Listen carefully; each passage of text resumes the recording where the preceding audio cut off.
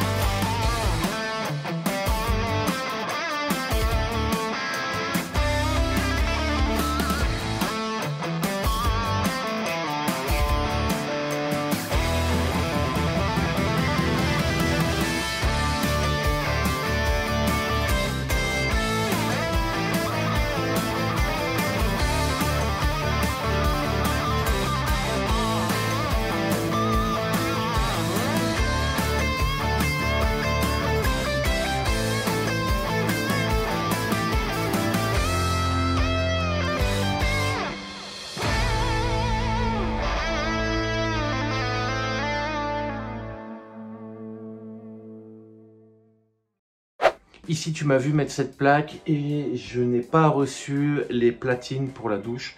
Donc j'ai laissé mes tuyaux en attente là derrière, j'ai tout repéré. On les mettra quand je recevrai ma plaque. Là, on va continuer ici ce mur avec la fabrication ici du tableau en dessous de la fenêtre.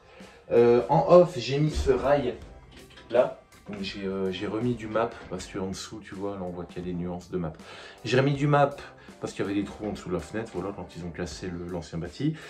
Donc j'ai mis le map, j'ai collé mon rail, je l'ai chevillé, vissé, voilà, il est de niveau en dessous de la fenêtre. Et on va fabriquer le dessous, avec dans l'idée que ça pourrait devenir un siège, parce que c'est pas très haut. Et ça m'étonnerait pas que de temps en temps, il y ait quelqu'un qui puisse avoir l'idée de s'asseoir dessus, donc on va bien le renforcer. Et d'habitude, je fais ça en montant et en rail. Là, tu verras, on va continuer avec le système Optima, avec les fourrures. Donc, on va faire un mix montant, rail, fourrure. Et tu vois, pour ça, pour fixer les fourrures entre elles, j'ai des connecteurs Optima. Tu vas me voir les utiliser. En fait, ça sert à quoi? Ça sert à lier des fourrures entre elles. Donc, tu vois, merde. Tu vois, c'est comme ça peut se plier. Parce que tu as une âme, tu vois, en métal qui peut permettre de garder la forme. Ça te permet de faire les sous-pentes, de faire des angles, etc. Nous, c'est très simple. Tu vas me voir l'utiliser. Je vais prendre une fourrure.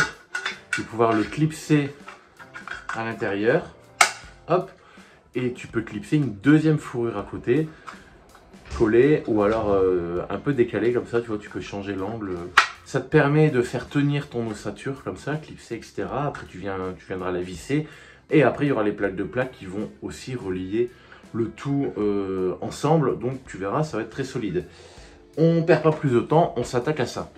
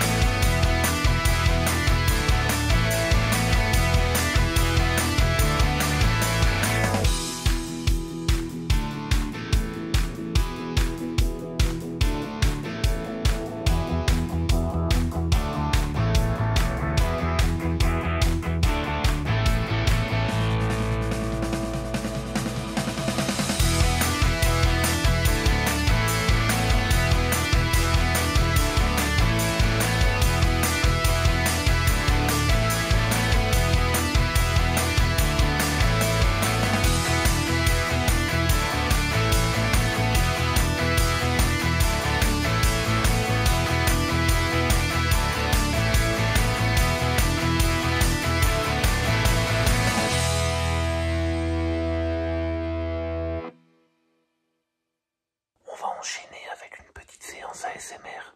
C'est cadeau.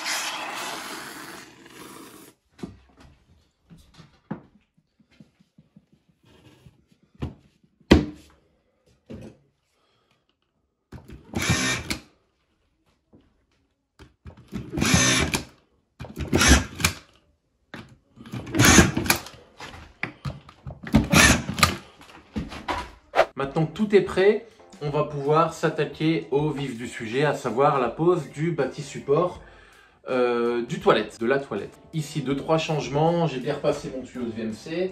Ici, j'ai mon arrivée toilette qui est indépendante, que j'ai pas fait passer dans la nourrice, parce que dans les premières vidéos, si tu te rappelles, j'ai fait une arrivée indépendante pour les toilettes. Donc les 3 toilettes qu'il y aura dans la maison ont une arrivée indépendante.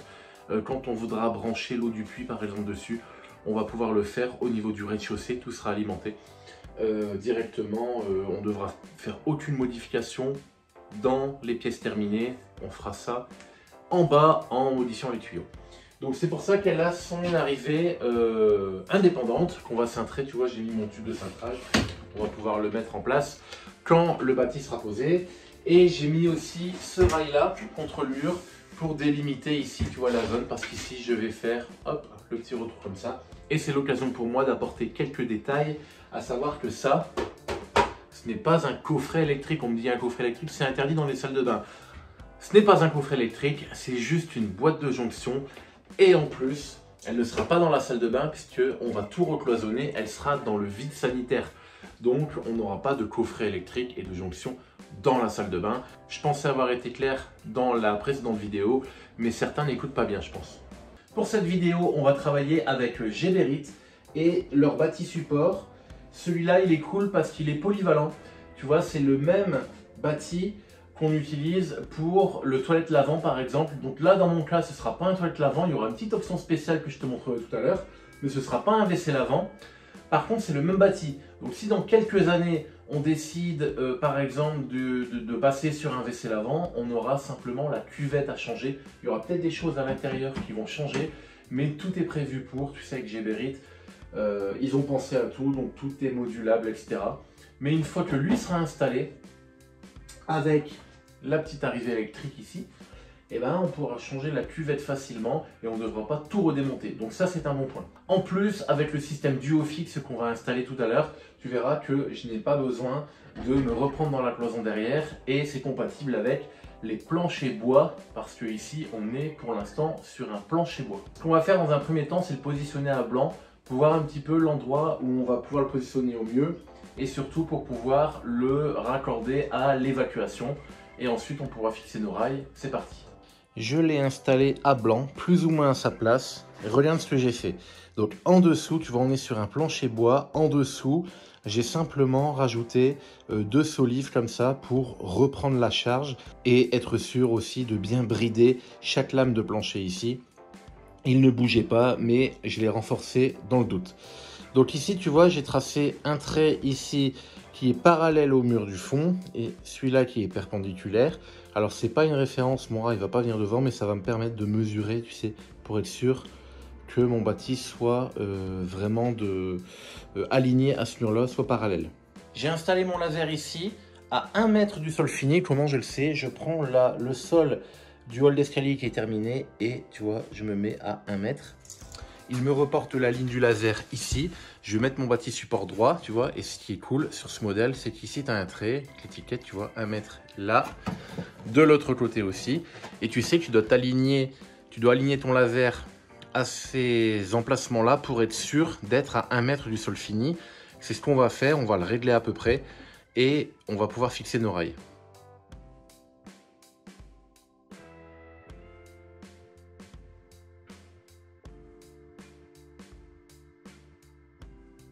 Bon, tu vois, là, l'important, c'est de pouvoir venir mettre ton évacuation à peu près à son emplacement. Tu auras toujours un peu de marge, mais ça te permet de définir la profondeur de l'installation de ton rail ici. Comme ça, une fois que tu l'as défini, tu peux le visser et tu vas pouvoir fixer ton bâti. Une fois que ton bâti sera posé, tu pourras coller et ajuster un petit peu mieux ton évacuation. C'est ce qu'on va faire maintenant.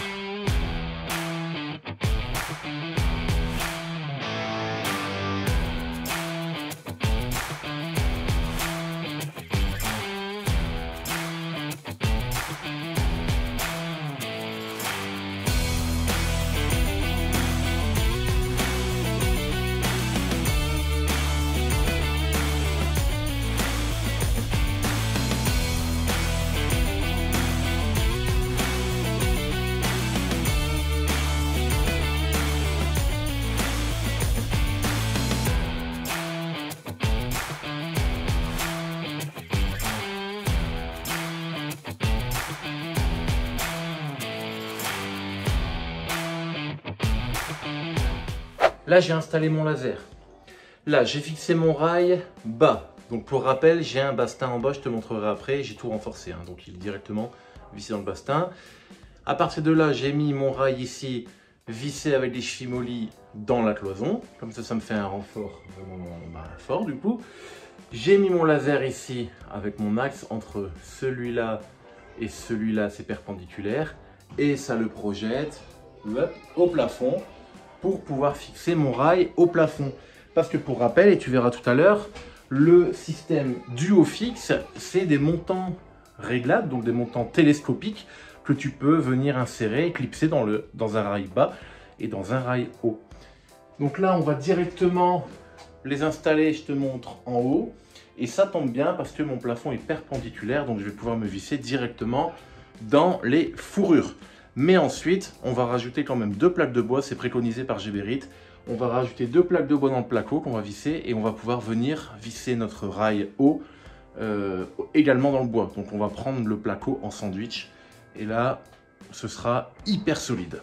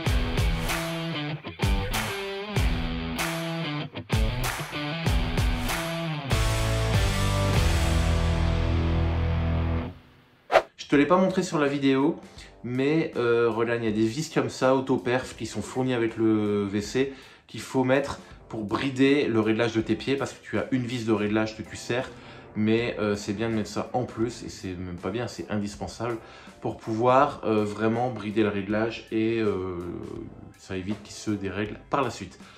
On est arrivé au montage du châssis, tout est fait, on va s'attaquer au placo, c'est parti.